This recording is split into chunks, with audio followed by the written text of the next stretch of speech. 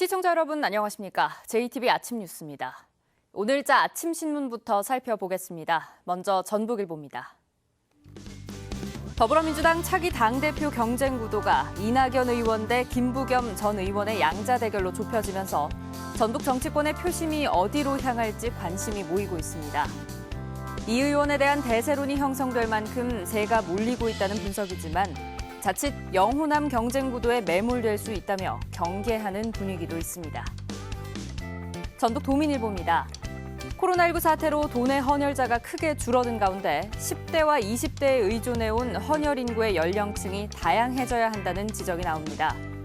어제 기준 도내 헌혈자 수는 4만 8천여 명으로 지난해 같은 기간보다 7,300여 명 줄었습니다. 도내 고등학교와 대학들이 선별적 등교 등을 하면서 단체 헌혈이 크게 줄어들었기 때문으로 보입니다. 다음으로 전라일보입니다. 전북지방중소벤처기업청이 소상공인들에게 맞춤형 멘토링과 컨설팅을 해주는 이른바 전북 소상공인 프로보노단을 꾸리고 내일 발대식을 열기로 했습니다. 중기부가 선정한 업력 30년 이상의 31개 우수업체가 후배 창업자들에게 매장 관리부터 고객 응대, 마케팅까지 다양한 실전 경영 노하우를 전달하게 됩니다. 마지막으로 새전북 신문입니다. 새만금호 수심 3m 이상은 생물이 살 수 없는 이른바 데드존이 형성됐다는 주장이 나왔습니다. 새만금 시민생태조사단은 최근 5년 동안의 수지를 조사한 결과 수심 3에서 5m 사이에서 민물과 바닷물이 섞이지 않고 있으며 이 때문에 수심이 깊어질수록 용존 산소량이 급격히 줄어 생물이 살 수 없다는 보고서를 내놨습니다. 조사단은 해수 유통을 통해 새만금 수지를 복원해야 한다고 주장했습니다. 지금까지 아침 신문 살펴봤습니다. 제주항공의 이스타항공 인수 작업이 난항을 겪고 있는 가운데 제주항공이 셧다운과 희망퇴직을 제시하며 구조조정에 개입했다는 회의록이 공개됐습니다. 두 항공사의 대표가 통화한 녹취록까지 공개될 정도로 양측의 갈등이 커진 겁니다. 이스타항공의 인수 합병이 무산되면 파산 절차 이후 노동자들이 일자리를 잃진 않을까 우려됩니다. 정원희 기자입니다. 이스타항공 조종사 노조가 공개한 녹취록과 녹취 파일입니다. 지난 3월 이스타항공 최종구 대표가 국내선이라도 영업을 해야 하지 않느냐고 말하자 제주항공 대표를 역임한 이석주 AK홀딩스 대표는 지금은 셧다운, 즉 회사를 닫는 게 맞다고 말합니다. 제주항공이 체불임금을 책임지겠다는 뉘앙스의 발언도 이어집니다. 남아있는 사람들이 이제 제주가 이제 경영을 할 때 그 미지급된 어떤 급여를 다 줘야 되거든요. 딜클로징 하면은 그 돈 가지고 미지급한 거 중에 제일 우선순위는 임금이죠. 그동안 제주항공은 이스타항공의 경영에 관여한 바가 없다고 밝혀왔는데 녹취록만 보면 제주항공의 이런 주장이 거짓임을 짐작할 수 있습니다. 노조는 또 제주항공이 정리해고 규모를 405명으로 제시하고 이스타항공에 주는 50억 원을 구조조정과 관련된 인건비로 집행하라고 요구했다는 문건도 공개했습니다. 계약금하고 뭐 한 50억 정도의 그 희망퇴직금 이 정도만 드리고서 결국 어쨌든 자기네들은 LCC 독점 지위를 얻는다라고 생각했을 때 아주 미래를 생각하면 아주 싼 가격에 어떤 한 경쟁사를 파산시키는 그런 결과를 가져오는 거죠. 노조의 이런 주장이 사실이라면 법적 권한이 없는 인수 후보가 이스타항공 노사 문제에 개입했다는 논란에 휘말릴 수 있습니다. 제주항공은 이스타항공의 구조 조정에 개입했다는 의혹에 대해 오늘쯤 입장을 밝힐 예정입니다. 노조는 그동안 이상직 의원을 비판해왔는데 제주항공이 인수합병에 소극적으로 나오자 녹취록 공개를 통해 제주항공을 압박하는 것으로 보입니다. 그러나 두 회사 경영진의 녹취록까지 공개될 정도로 양측의 갈등이 커져 제주항공의 인수합병이 무산될 거라는 전망도 나옵니다. 제주항공은 오는 15일까지 최대 1,000억 원의 채무를 해결하지 않으면 이번 인수합병 계약을 파기할 수도 있다고 통보했습니다. 그러나 이스타항공의 창업주인 이상직 의원은 지난주 400억 원대의 지분을 포기하겠다고 말한 뒤 추가 대책을 내놓지 않고 있어서 전북의 항공사인 이스타항공이 자칫 파산할 가능성도 배제할 수 없습니다. JTBC 뉴스 정원익입니다. 익산시가 대전의 코로나19 확진자에게 억대 방역 비용을 물어내라는 구상권을 청구하고 법적 책임도 묻기로 했습니다.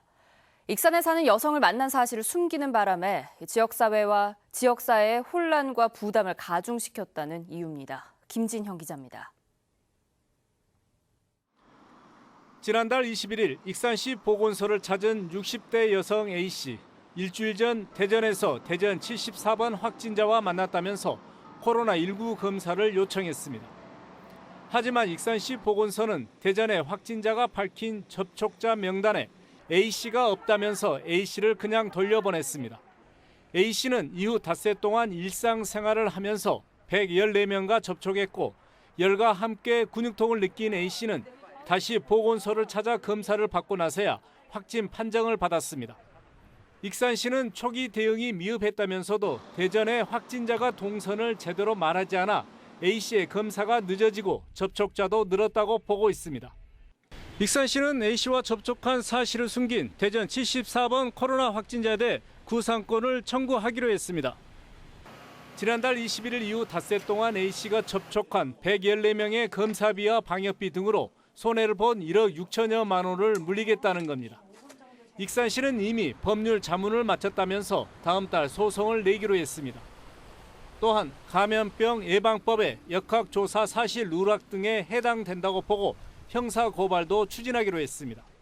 대전 확진자의 사실과 다른 진술로 인해 방역 활동에 대한 예산 부담은 물론 익산시 대처가 미흡했다는 이미지 실추까지 큰 피해를 입었기에 익산시에 앞서 제주도와 대구시도 지난달 코로나19 방역을 방해한 이유로 각각 개인과 신천지를 상대로 손해배상 청구 소송을 낸 바 있습니다. 코로나19 확산세가 다시 커지면서 자치단체 대응이 단호해지고 있습니다. JTB 뉴스 김진영입니다. 폐기물 불법 투기와 악취 등 지난해 1년간 도민들이 제기한 환경 민원이 무려 6천 건이 넘습니다. 공무원들이 제때 제대로 감시는 한 건지 의심하지 않을 수 없는데요. 전라북도가 감사를 했더니 정말 이래도 되는 걸까 싶을 만큼 공무원들의 어이없는 업무 처리가 적지 않았습니다. 집중 취재 하원호 기자입니다. 군산의 한 농촌 마을, 얼마 전까지만 해도 불법 폐기물이 가득 쌓여 있던 이곳은 군산시 소유 땅입니다.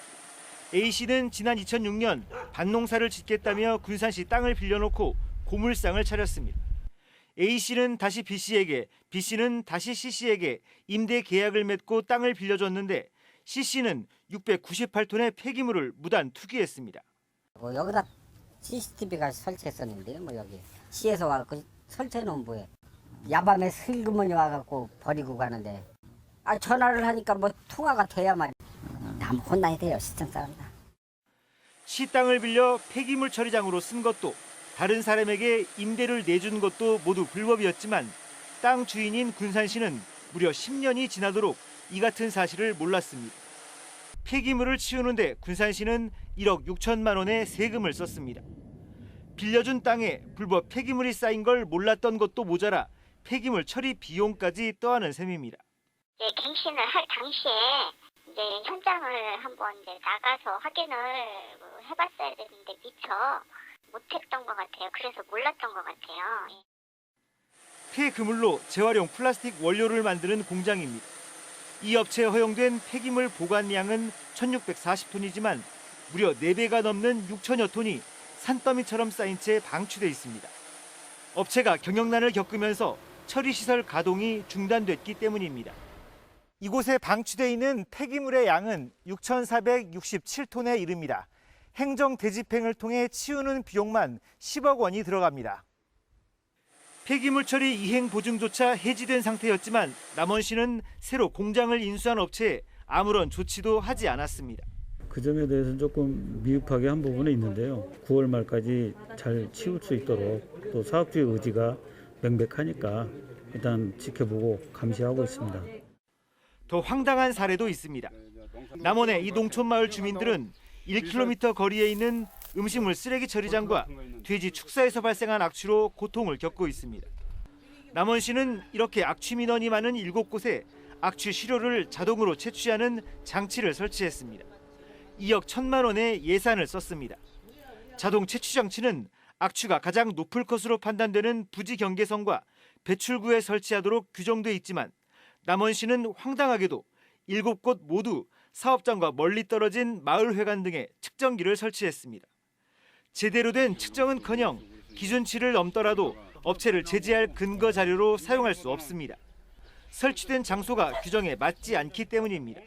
제재를 가할 수 있는 게 15%인데 8.5까지는 나오는데 더 이상은 안 나온다고 하더라고요. 최고 많이 나올 때 8.5. 그러면 그 이하로 나오니까. 남원시는 주민들이 마을에 설치해달라고 요구해 이를 따랐을 뿐이라고 해명했습니다. 주민들이 일부 요구한 부분이 있어서 근데 이제 이렇게 설치를 하면은 거기서 데이터가 나온다 하더라도 행정 제재 수단으로 쓸 수가 없잖아요. 그렇죠. 예, 그냥 모니터링 데이터로 활용하기 위해서 했습니다. 도내에 쌓여있는 방치 폐기물이 45,900여 톤에 이르고 악취 등 지난해 발생한 환경 민원만 6,500건이 넘습니다. 주민들의 고통은 물론 이를 처리하는데 막대한 사회적 비용을 쏟아부어야 합니다. 공무원이 현장을 제대로 확인하지 않고 최소한의 원칙과 절차를 지키지 않는다면 이런 악순환의 고리를 끊어낼 수 없습니다. JTB 뉴스 하원호입니다. 철보다 가볍지만 10배나 강한 소재가 바로 탄소섬유입니다. 이런 특성 때문에 가능성이 무궁무진한데 정작 안전 기준이 없고 규제도 까다로워서 그동안 활용 범위가 제한돼 왔습니다. 전주와 군산, 완주가 이런 규제를 받지 않는 특구로 지정돼 전북의 탄소 산업이 도약할 수 있는 발판이 마련됐습니다. 권대성 기자입니다. 소방차에 실려 있는 소화수 저장 탱크입니다.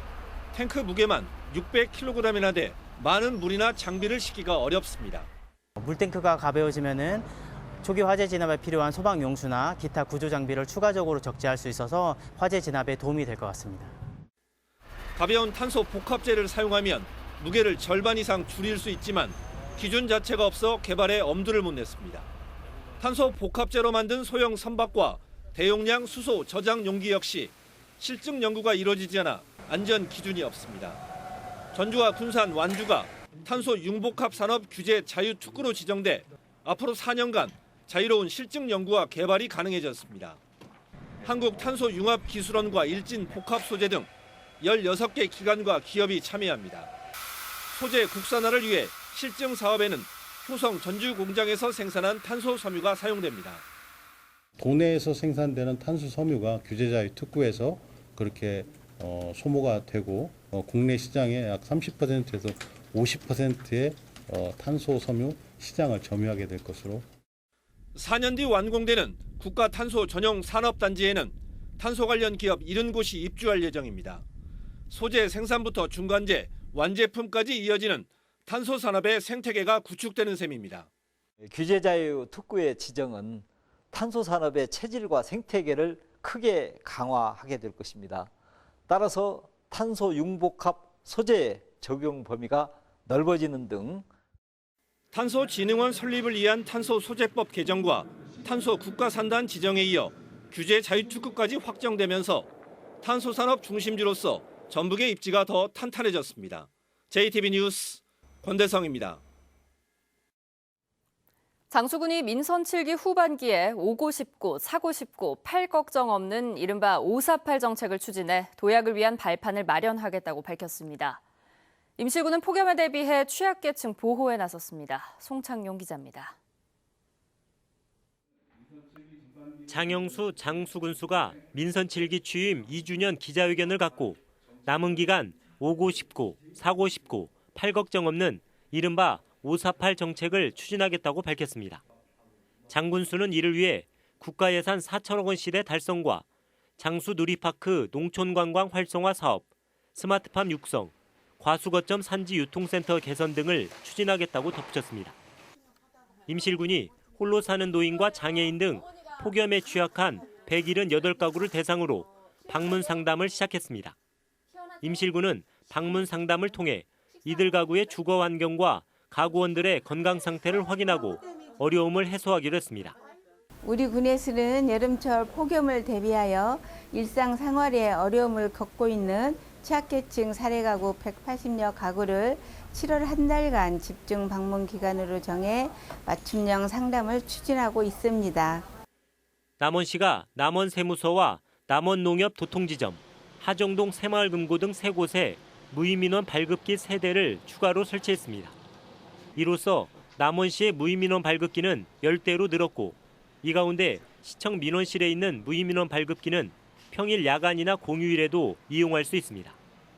무임 민원 발급기를 지속적으로 보급하여 시민의 편의 제공과 다양한 행정 소요에 대한 만족도를 높여 나가겠습니다.